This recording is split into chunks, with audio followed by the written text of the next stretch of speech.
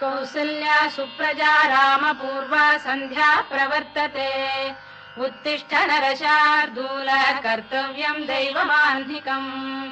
कौसल्या सुप्रजा रामपूर्वा सन्ध्या प्रवर्तते उत्तिष्ठ नरशार्दूल कर्तव्यम् दैवमान्धिकम् उत्तिष्ठोत्तिष्ठ गोविन्द उत्तिष्ठ गरुडध्वज